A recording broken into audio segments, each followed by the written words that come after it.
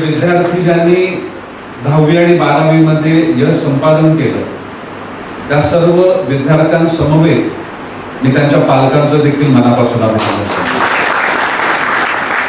मन की बात हा संपूर्ण देशामध्ये किंवा संपूर्ण विश्वामध्ये सर्वाधिक पसंतीनं ऐकला जाणारा हा कार्यक्रम.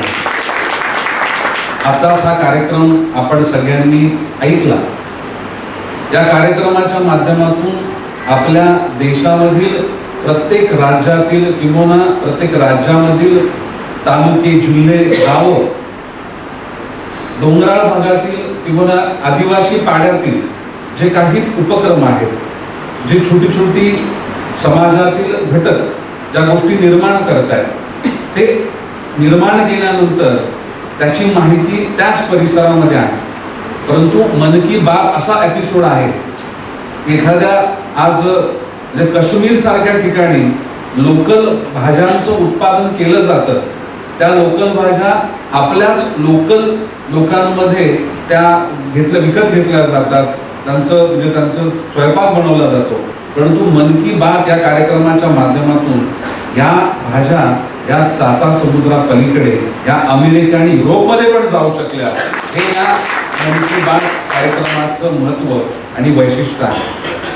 फक्त आपण बनवलेलं उपज नाही, आपली संस्कृती, आपली कला, आपली परंपरा, अध्यात्म या गोष्टीचा देखील प्रचार प्रामुख्यानं वोकल फॉर लोकल, म्हणजे आपल्याकडे जे आहे, जे आपली संस्कृती आहे, आपल्याकडे जी परंपरा आहे, आपल्याकडे जो ठेवा आहे, तो पहिला आपण समजला पाहिजे.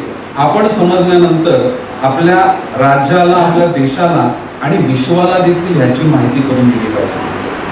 मोदीजींच्या माध्यमातून हातात घेतलेली प्रत्येक गोष्ट, स्वच्छतेची चळवळ, स्वच्छता ही पूर्वीपासून होती. संत गाडगेबाबा असतील किंवा विविध अभियान असतील, या माध्यमातून स्वच्छतेची माहिती किंवा स्वच्छतेचा पुरस्कार केला गेला.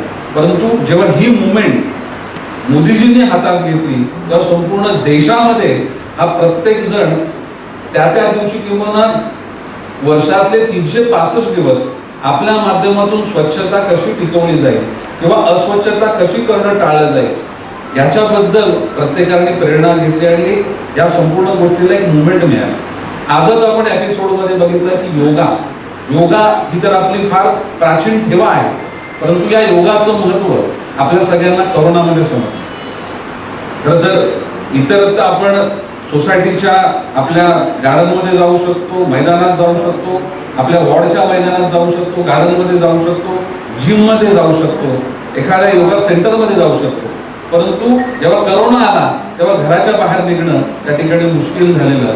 त्यामुळे आपलं शरीर आणि मन खऱ्या अर्थानं संतुलित ठेवायचं असेल, आपल्याला स्वतःला निरोगी ठेवायचं असेल, या करोनापासून वाचवायचं असेल, तर त्यावेळेस आपण काय करू शकतो, तर आपण योगा करून आपल्या स्वतःला आणि आपल्या संपूर्ण घराला सुरक्षित ठेवू शकतो.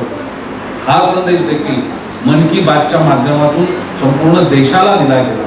आणि हा संदेश आणि हा आपला ठेवा हा भारतापुरता मर्यादित न राहता आता विश्वामध्ये योगाचा प्रसार आणि प्रचार केला जातोय. आजच्या एपिसोडच्या माध्यमातून आपण बघितलेला आहे. नक्कीच हा मन की बात हा कार्यक्रम ज्येष्ठ नागरिक असतील, महिला असतील, युवक असतील, युवती असतील, खेळाडू असतील, कलाकार असतील, उद्योजक असतील, लघु उद्योजक असतील, छोट्या छोट्या म्हणजे ग्रामीण भागामध्ये हँडक्राफ्ट बनवणारे आदिवासी बांधव असतील, या सगळ्यांनाच हा एपिसोड हा प्रेरणादायी आहे.